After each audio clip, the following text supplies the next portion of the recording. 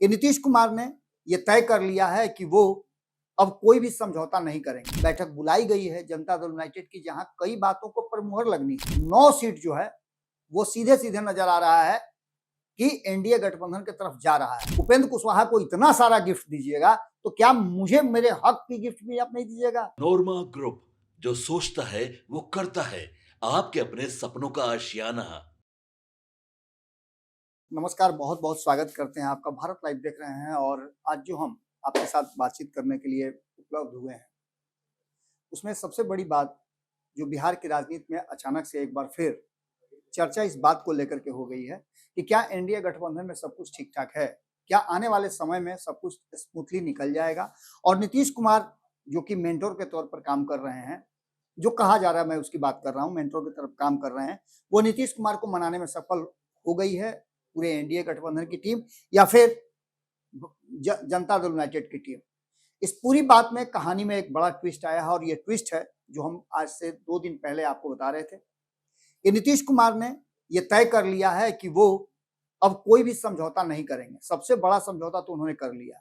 मुख्यमंत्री की कुर्सी उन्होंने भारतीय जनता पार्टी को दे दी।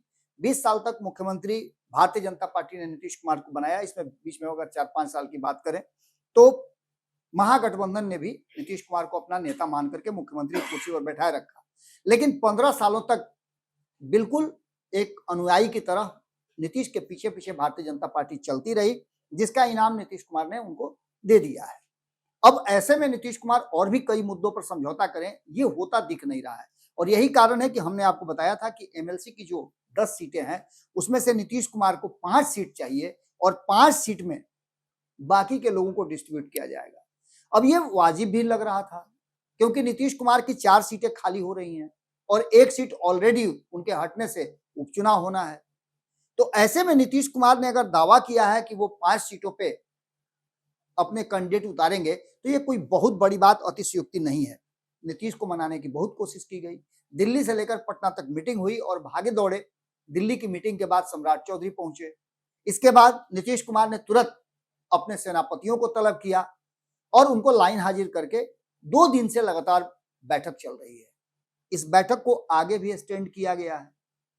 बैठक बुलाई गई है जनता दल यूनाइटेड की, जहां कई बातों को पर मुहर लगनी है। लेकिन सबसे बड़ी बात है कि ये 10 सीटों का चुनाव जो है, जिसमें आज जब आप ये देख रहे होंगे तो 24 घंटा हो गया और 24 घंटा में न तो कोई लिस्ट आई है और न ही कोई नामांकन हुआ है, क्योंकि 1 जून से नामांकन की प्रक्रिया शुरू हो गई है। 18 तारीख को इस पर वोटिंग होना है अगर जरूरत पड़ी तो।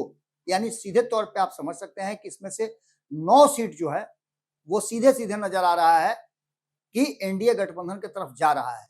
अब इन 9 सीटों में से हम 9 इसलिए बता रहे हैं कि 1 सीट महागठबंधन की तरफ स्विच करेगा। लेकिन इन 9 सीटों में नीतीश कुमार 5 ले लेंगे तो 4 सीटों का डिस्ट्रीब्यूशन कैसे होगा? इस बात को लेकर के हम लगातार अपडेट दे रहे हैं और संजय झा के साथ, जो कि कार्यकारी अध्यक्ष हैं, उनके साथ बातचीत और दिल्ली में जो एनडीए घटक दलों के साथ सम्राट चौधरी ने भोज पर मीटिंग किया है, उससे क्या कनेक्शन है? सीधे तौर पे आप समझ लीजिए कि इसका कनेक्शन इसी बात से लगाया जा सकता है कि मैंने डे 1 बताया था आपको कि इस भोज में कौन शामिल नहीं हुआ था।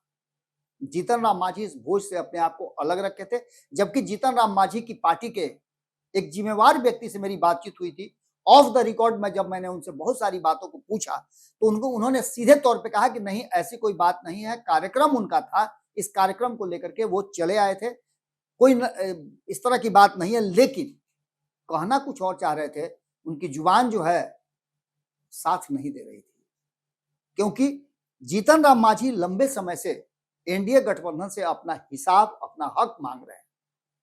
अगर उपेंद्र कुशवाहा को दिया जा रहा है, मैंने कहा था आपको, आपके सामने वो भी खबर दिखाई थी कि अगर आप उपेंद्र कुशवाहा को इतना सारा गिफ्ट दीजिएगा तो क्या मुझे मेरे हक की गिफ्ट भी आप नहीं दीजिएगा?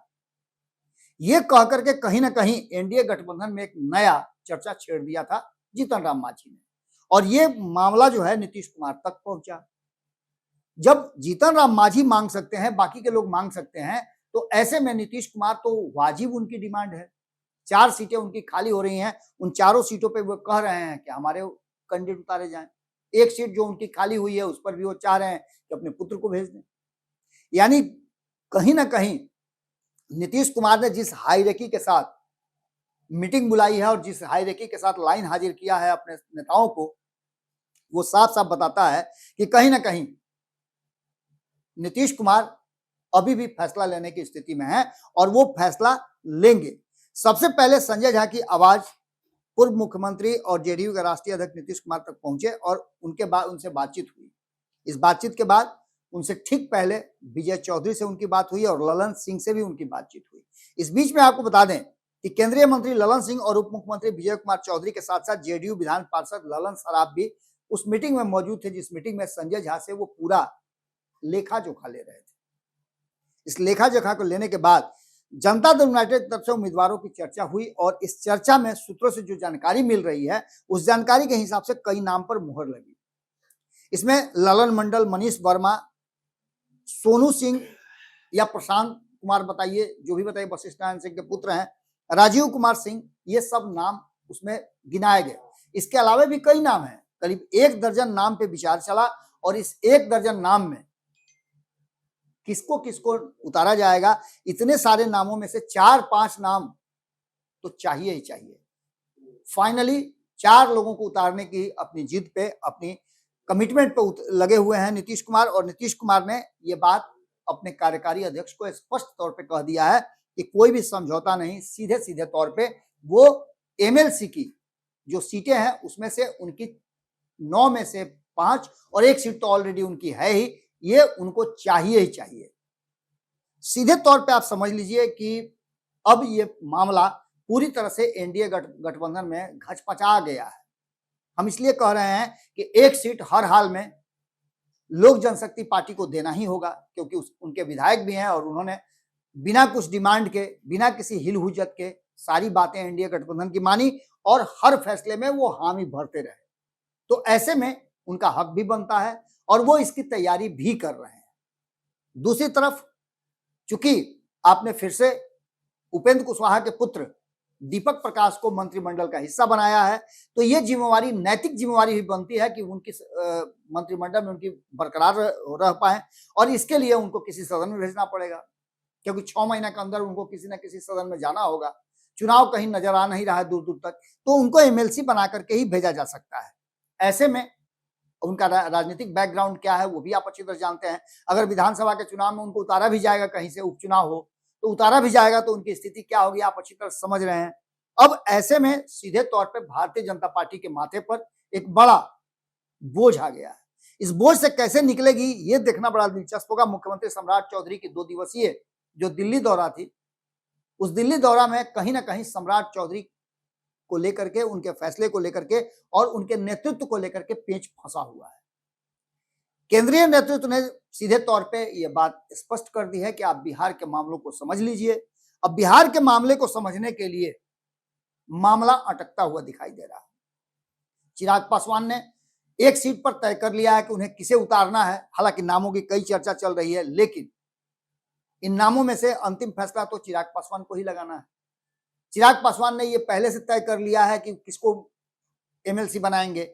इसके अलावा आपको बता दें कि जीतन राम मांझी के डिमांड पर सबसे ज्यादा मामला टिका हुआ है और जीतन राम मांझी, अगर नीतीश कुमार अपने सारे सीटों पे कैंडिडेट उतारते हैं तो भारतीय जनता पार्टी के लिए ये मुश्किल होगा कि जीतन राम मांझी को कहां से कैसे सीट ले आए, क्योंकि तब ऐसी स्थिति में 2 में से 1 सीट अपनी भारतीय जनता पार्टी को गंवानी पड़ेगी, क्योंकि भारतीय जनता पार्टी की 2 सीटें खाली हो रही हैं।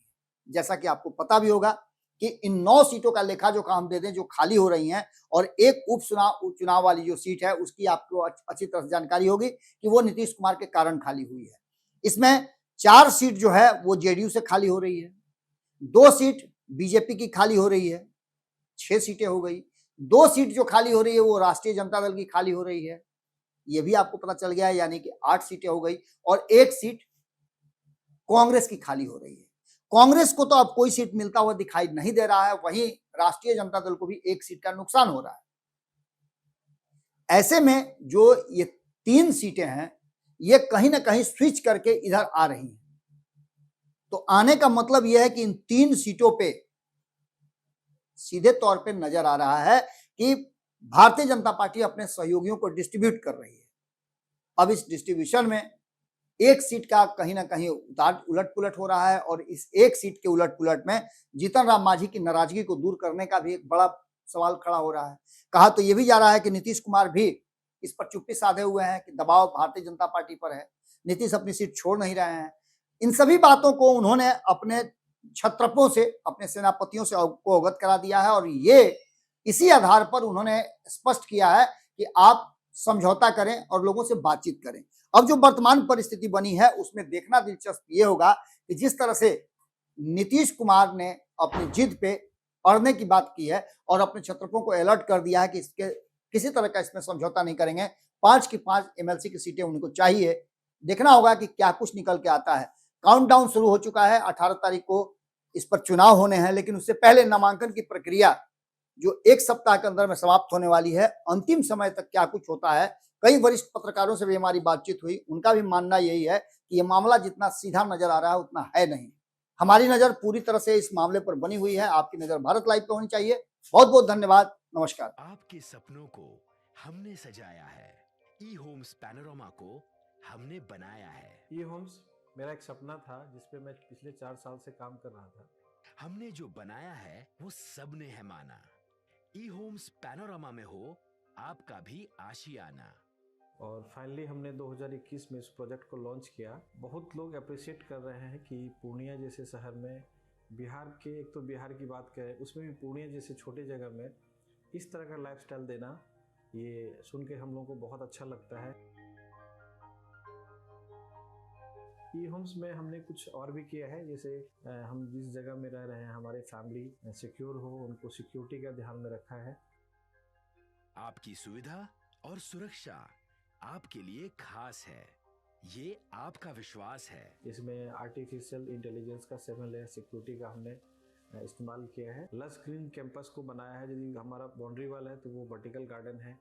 ये जितनी भी फैसिलिटी होता है एक इंटरनेशनल टाउनशिप में ई होम्स है, ये हम लोग विश्वास नहीं कर पा रहे हैं। जो भी हमारे मित्र, दोस्त या जो भी हमारे बाहर के बाहर आते हैं तो हम लोगों को बहुत अच्छा सुनने को मिलता है और बहुत अच्छा क्रेडिट मिल रहा है। वो सारा हमने सिर्फ एक बिल्डिंग नहीं बनाया, हमें एक बहुत अच्छा लाइफस्टाइल दिया ई होम्स में, और मेरा एक सपना था जिसको मैं आज फुलफिल होते हुए देख रहा हूँ। ये आपका आवास है। ई होम्स पैनोरामा में अब आपका निवास है। E homes panorama, luxurious lifestyle redefined. Panorama group, जो सोचता है वो करता है। अगर ये वीडियो पसंद आई और वह बिहार के राजनीति और बिहारियत से सरोकार रखेनी तो सब्सक्राइब बटन दबा के चैनल के सब्सक्राइब कर ली। ओजे एगो घंटी बा, ओकरा बटन दबा देला से कुल सटीक और मारक खबर रुआ मुफ्त में मिल जाई। अगर रुआ पत्रकारिता के हमनी के नया प्रयोग में सहयोग कर चाहतानी तो ज्वाइन बटन दबा दी। पेटीएम नंबर नोट कर ली 9386816700।